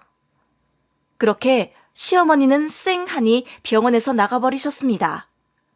저는 그 모습에 어이가 없어 멍하니 바라보고 있을 수밖에 없었습니다. 시댁에 도움을 청하는 건 정말 무리였다는 걸 그 순간 확실히 알았죠. 이대로는 안 되겠다 싶어서 저는 아주버님에게도 전화를 걸었습니다. 아주버님, 아범이 암에 걸렸다고 해서 병원비도 걱정되고 해서 연락드렸어요. 재수씨, 이렇게 연락하셔도 별 수 없어요. 저도 지금 당장 일자리도 없는데. 아휴, 걔는 뭐 이런 시기에 암에 걸린대요. 아무리 그래도 친동생한테 너무하신 거 아니에요? 너무하긴 누가요? 지 건강 하나 못 챙긴 내 동생이 너무한 거죠. 가뜩이나 이혼 때문에 머리 아파 죽겠는데. 아무튼 나는 그런데 신경 쓸 여유 없으니까 재수 씨가 알아서 하세요. 본인 남편은 본인이 챙겨야죠. 지금까지 저희 남편한테 다달이 돈 받았던 건요? 아주버님 공부하신다고 어머님 생활비에 보태신다고 돈 썼던 건 아무렇지도 않아요? 그건 자기가 알아서 몸조리 잘해야 했던 거 아니에요? 그리고 그게 그렇게 큰 거였나? 그랬으면 지가 말을 했어야지. 그렇게 큰 돈도 아니었고 고작 한 달에 50 보내는 게 힘들어서 이렇게 암에 걸렸을 것 같진 않은데. 그건 그냥 본인 의지 부족 아닌가요? 의지 부족이라뇨? 자기 힘들 때 열심히 일하면서 도와줬던 동생한테 그게 할 말이에요? 아주버님은 대학 나오신 다음에 지금까지 한 번도 일하신 적도 없으시면서 동생이 아프다는데 걱정되지도 않아요? 아이고, 적당히 좀 하세요. 저도 힘들어요. 말씀대로 일자리 찾으려고 노력하고 있다고요. 대체 어떤 노력을 하시길래 그렇게 몇 년간 일자리를 못 구하시는 건데요? 재수 씨가 대체 왜 그렇게 화를 내시는 건지 모르겠는데 제가 일자리 구하는 거랑 재수 씨랑 관련이 있어요? 엄청 많죠. 제 남편이 아주버님이랑 어머님이 아주버님만 편애해서 혼자 개고생하고 있는 거 제가 다 알고 있는데 이게 연관이 없다고요? 솔직히 지금 남편이 아픈 것도 다 어머님이랑 아주버님 탓인 거 아세요? 이게 왜 또 그렇게 돼요? 억지 좀 작작 부리세요. 걔는 암 걸릴 팔자였던 거예요.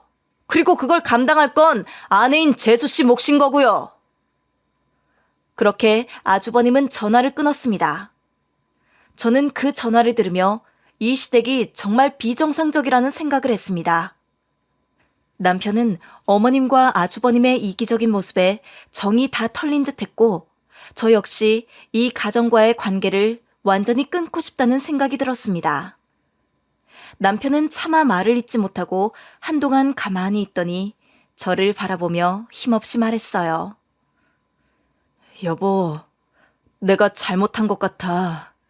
우리 집안에서 도망치지도 못하고 이렇게 당신까지 힘들게 만든 것 같아서 너무 미안해. 당신 잘못 아니야. 저 사람들이 비정상적인 거지. 이제 우리 둘이서만 해결하자. 당신은 그 사람들보다 훨씬 멋있고 지금껏 정말 잘해왔어. 그렇게 우리는 시댁과의 연을 끊고 남편의 치료에만 집중하기로 했습니다. 남편은 그동안 느꼈던 감정들을 드디어 털어놓기 시작했습니다. 그 말을 하는 내내 눈물을 흘리면서 말이죠. 내가 지금까지 나 혼자 살려고 열심히 일했던 것도 아니고 엄마랑 형 돕는 게 가족이니까 해야 할 일이라고 생각해서 그랬던 건데, 엄마랑 형은 그냥 내가 돈 뽑아주는 ATM기 그 이상도 이하도 아니었나 봐. 펑펑 우는 남편을 보고 저는 너무나도 안타까웠습니다. 그동안 얼마나 혼자서 마음고생을 했을지, 왜 이제야 이렇게 터져나왔는지 알겠더군요. 그동안 고생 많았어. 하지만 여보, 이제 끝이라고 생각하지 마. 뭐? 난 내가 나을 수 있을지도 모르겠고, 그냥 당신한테 너무 미안하기만 한데. 나도 솔직히 속이 터지고 당신이 조금만 더 이기적이었으면 좋겠다는 생각을 안 한 것도 아니야. 하지만 이번 일을 계기로 더 알게 됐어. 당신을 꼭 살리고 가게도 내가 성공시켜서 그 시댁의 본때를 보여주고 싶어. 그동안 시댁에서 당한 게 너무 많았고 이대로 포기하기엔 남편도 너무 안타까웠습니다. 이렇게 결혼했다가 이혼하는 것도 뭔가 아닌 것 같았어요. 그래서 저는 이를 갈며 남편을 꼭 낫게 해야겠다고 굳게 마음을 먹었습니다. 저는 다니던 회사를 그만두고 남편이 세운 가게를 이어가면서 병간호까지 해야겠다는 결심을 했습니다. 남편의 가게를 제가 대신 운영하고 밤에는 남편을 돌보는 생활이 시작되었습니다. 생활은 빠듯했지만 다행히 단골 손님들이 찾아주어서 어찌어찌 이어갈 수 있었습니다. 남편이 치료받는 동안 남편의 상태를 시어머니께 알리기 위해 자주 전화를 드렸습니다. 하지만 시어머니의 반응은 차가웠습니다. 넌 왜 자꾸 전화해서 걔 치료 뭐 받았다 그런 소리를 하는 거냐? 나한테 치료비라도 받아내려고 그러는 거야? 그게 무슨 말씀이세요? 남편 상황을 어머님도 아셔야 하고 궁금해하실까봐 연락드린 건데요. 나는 저번에도 말했지만 치료비는 네가 알아서 해라. 알았지? 나 돈 없다고 너한테 여러 번 말했잖아.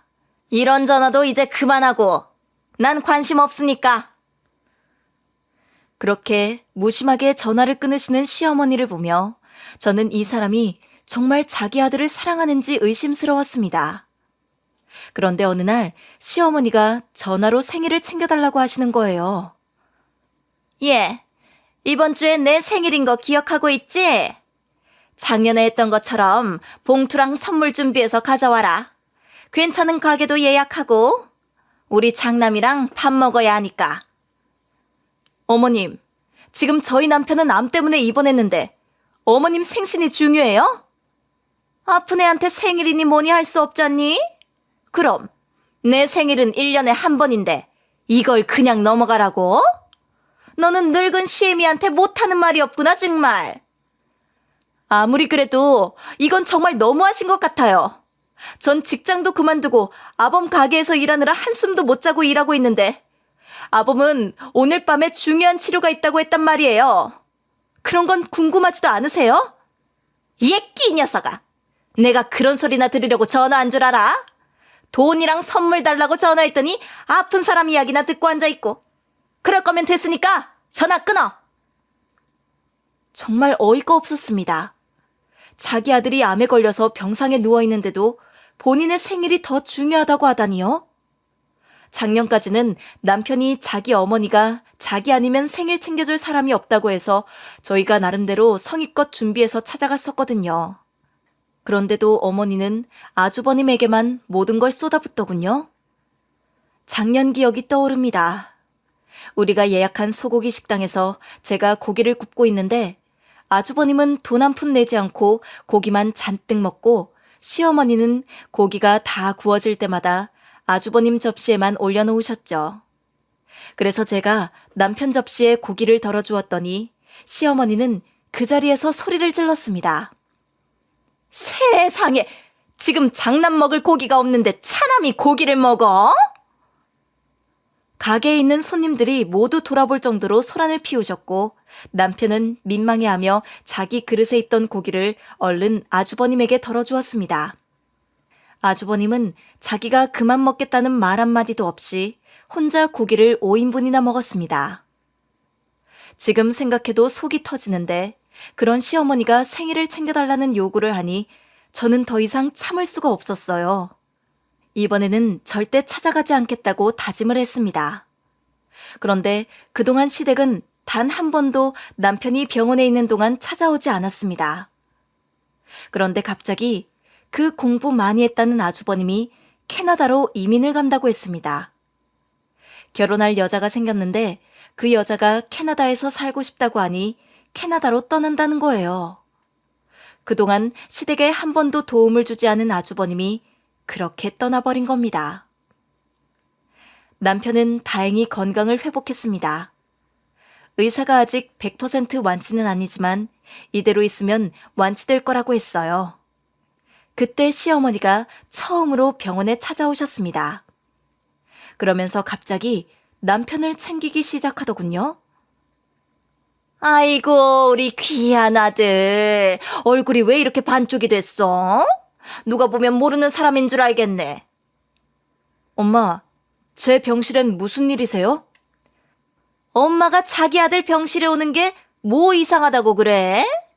이제 자주 찾아올게. 엄마가 너무 무심했지? 우리 아들 엄마가 보살펴주지 누가 봐주겠어? 남편은 그 모습을 보고 감동한 듯 좋아했습니다. 그동안 시어머니에게 받아본 적 없던 환대였으니 남편은 그저 반가워했죠. 하지만 저는 그게 너무 이질적이었습니다. 그래서 의심스러워하며 시어머니의 속내를 들으려고 했습니다. 어머님, 병원비 때문에 병원 근처도 오기 싫다더니 무슨 일로 오신 거예요? 너는 아픈 환자 앞에서 못하는 말이 없구나. 그리고 우리 아들이면 다 나은 거나 다름없는데 그런 소리 하지 마라. 그건 아닌데 그동안 제가 신경 써달라고 여러 번 말씀드렸지만 어머님은 절대 연락하지 말라고 하셨잖아요. 원래 사람 마음이 자고 일어나면 달라지고 밥 먹고 나면 달라지고 그런 거야. 넌 인생 살아볼 만큼 살았으면서 그런 것도 모르니? 됐으니까 우리 둘이 얘기 좀 하게 좀 비켜봐라. 시어머니의 행동이 의심스러워 저는 그 자리를 떠나지 않고 남편과 시어머니의 대화를 유심히 듣기 시작했습니다. 역시나 시어머니는 남편 앞에서 가게 이야기를 꺼내기 시작했습니다. 에이그, 너는 치료받느라 가게도 못 챙길 텐데 이번 기회에 내가 가게 운영을 하겠다. 넌 그냥 푹 쉬어라.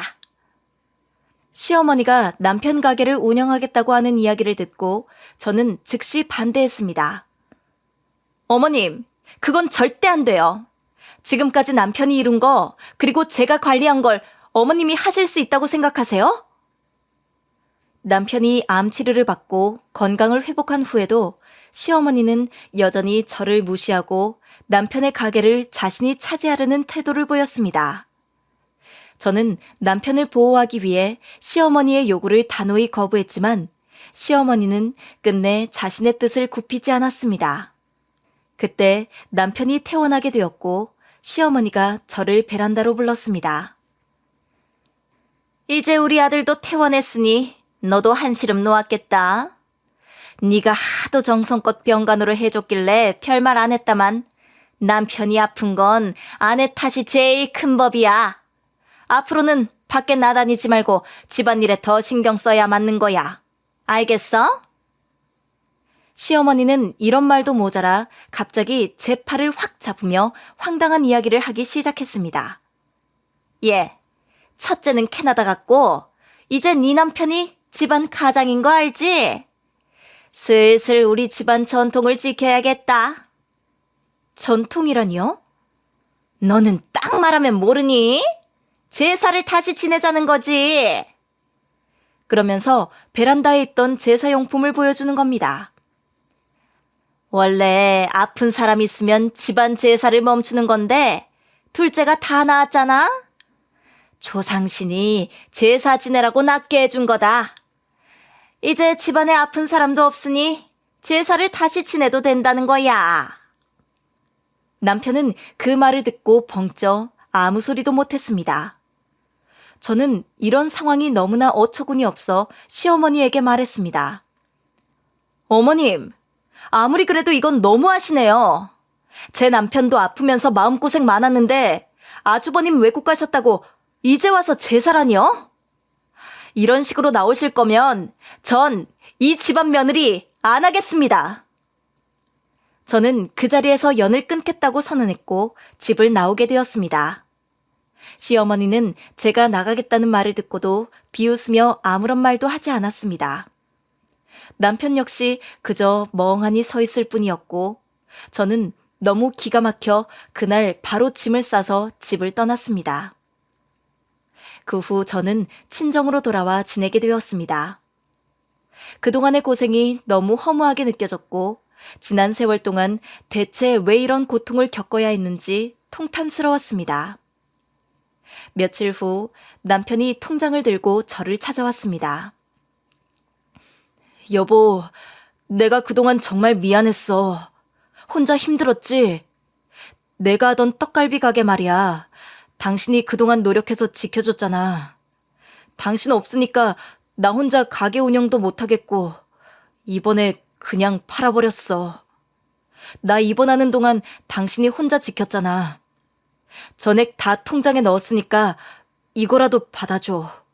그리고 내가 미안해. 남편은 가게를 매각하고 그 돈을 전부 저에게 주었습니다. 그 돈을 받으면서도 저는 남편이 조금은 안타까웠습니다. 그가 그동안 얼마나 많은 어려움 속에서 살아왔는지 알기에 남편에게 받은 그 돈이 그저 보상처럼 느껴지지 않았습니다. 남편이 가게를 팔고 전 재산을 저에게 준 후에도 제 화는 쉽게 풀리지 않았습니다. 남편은 통장을 건네며 이렇게 말했습니다. 이렇게 해도 당신 화는 안 풀리겠지만 이 돈은 받아주면 좋겠어. 남편은 그동안 고생만 시켜서 미안하다며 통장만 내려놓고 돌아갔습니다. 통장에는 3억 원이 들어있었고 남편이 하던 식당 하나로 이 금액을 마련하기는 힘들어 보였습니다. 아마 우리가 살던 집도 팔고 남편이 가지고 있던 모든 돈을 합쳐서 저에게 준 것 같았습니다. 저는 그 돈을 보고 고민이 되었습니다. 남편이 그렇게까지 했지만 시어머니 얼굴이 떠오르자 남편에게 따로 연락할 마음이 생기지 않았습니다. 한 달이 지난 어느 날 갑자기 친정아빠가 남편을 데리고 친정집으로 찾아왔습니다. 박서방이 혼자 원룸에서 배달 일을 하며 지내고 있더라. 아직 완치 판정도 못 받았는데 그 모습이 걱정돼서 내가 찾아갔어. 남편은 펑펑 울며 진심으로 사과를 했습니다. 솔직히 당신 아니었으면 나 이렇게까지 건강을 회복할 수 없었어. 나랑 결혼해서 고생만 한 건 당신인데 내가 당신에게 너무 못할 짓을 했어. 정말 미안해. 당신이 뭐라고 해도 내가 할 말이 없어. 남편의 진심 어린 사과에 제 마음은 조금씩 풀렸고 결국 남편과 다시 합치기로 결심했습니다. 하지만 시어머니는 가만히 있지 않았습니다. 시어머니는 아들이 가게도 팔고 배달 일을 하며 산다는 소식을 듣고 저를 찾아와 따지기 시작했습니다. 너 때문에 우리 아들이 잘 나가던 가게도 팔고 배달이나 하며 지낸다더라. 네가 우리 아들 인생을 망쳤어. 그런데 이번에는 남편이 오히려 제 편을 강하게 들어주었습니다.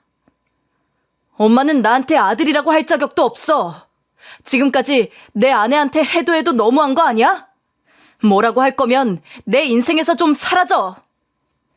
시어머니는 더욱 분노하며 저를 향해 비난을 퍼부었습니다. 너는 어떻게 내 아들을 그렇게 꼬드겨서 엄마 말을 듣지 않게 만들었어? 도대체 무슨 수작을 부린 거야? 그 순간 저는 참을 수 없어 말했습니다. 어머님이 정말 아들을 귀하게 생각하셨다면 아들이 암에 걸렸을 때 한 번이라도 병원에 찾아오셨을까요? 남편도 더 이상 참지 않았습니다.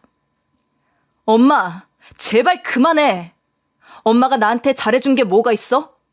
내가 아내 덕분에 지금까지 버틴 거야. 이 사람이 아니었으면 난 진작 죽었을 거라고. 그러니까 제발 우리 인생에서 간섭 좀 그만해. 남편은 시어머니의 손목을 잡아 문 밖으로 내쫓고 현관문을 잠가버렸습니다. 시어머니는 문 밖에서 고래고래 소리치며 난리를 쳤지만 남편은 그쪽으로 눈길조차 주지 않았습니다. 시어머니의 마지막 발악에도 남편은 마음을 굳게 먹은 것 같았습니다. 나중에 들은 소식에 따르면 시어머니는 결국 아주버님이 있는 캐나다로 갔다고 합니다. 하지만 캐나다에 도착한 시어머니는 예상치 못한 일을 맞이하게 됩니다. 아주버님은 결혼하기로 했던 여자에게 파혼을 당했습니다. 알고 보니 그 여자는 사기 결혼을 시도했던 사람이었고 아주버님은 속아 넘어갔던 겁니다. 그토록 공부 잘하던 아주버님이 사기에는 속수무책이었죠. 결국 시어머니와 아주버님은 캐나다에서 귀국도 못하고 둘이서 힘겹게 지낸다고 합니다. 시어머니가 자식 잘 키웠다고 자부하셨지만 결국엔 두 아들 모두에게 제대로 된 효도 한번 받지 못한 채 외국에서 고생하고 있다는 꼴이 참 우스웠습니다. 남편과 저는 그 후 다시 떡갈비 가게를 차리기로 했습니다. 이번에는 친정 근처에서 시작했죠. 친정 부모님도 많은 도움을 주셨고 덕분에 가게는 성황리에 잘 운영되고 있습니다. 저희 가게는 남편이 아플 때도 도와줬던 단골 손님들이 새로 오픈한 가게까지 찾아와 주셨고 덕분에 남편과 저는 새로운 일을 시작할 수 있었습니다. 그동안 미뤘던 아이 계획도 성공해서 내년에 출산을 앞두고 있습니다. 친정 부모님과 함께 넷이서 지내고 있는데 이번에는 아이도 곧 태어날 예정이라 행복한 나날을 보내고 있습니다. 가게가 안정되면 부모님을 모시고 여행도 다녀오고 싶습니다. 친정엄마와 아빠가 그동안 저를 위해 애써주신 만큼 이제는 부모님을 모시고 여기저기 여행하며 시간을 보내고 싶어요. 이번 일을 통해 느낀 점은 장남이니 차남이니 하는 차별은 결국 누구에게도 득이 되지 않는다는 것이었습니다. 자식은 다 똑같이 귀한 존재이고 차별해서 키워봤자 얻을 것은 아무것도 없더군요. 시어머니는 첫째와 둘째를 차별하며 자랑스러워했지만 결국엔 어떤 자식에게도 효도를 받지 못한 채로 살게 되었습니다. 결국 비열하게 살아가는 사람은 반드시 벌을 받는 것을 깨달았습니다. 악독한 행동은 돌아오게 되어 있더군요. 이제 저와 남편은 서로를 이해하고 더 나은 미래를 위해 함께 나아가고 있습니다. 지금까지 제 이야기를 들어주셔서 감사합니다. 청취자분들 모두 건강하시고 오늘 하루 행복하시길 진심으로 바라겠습니다. 감사합니다.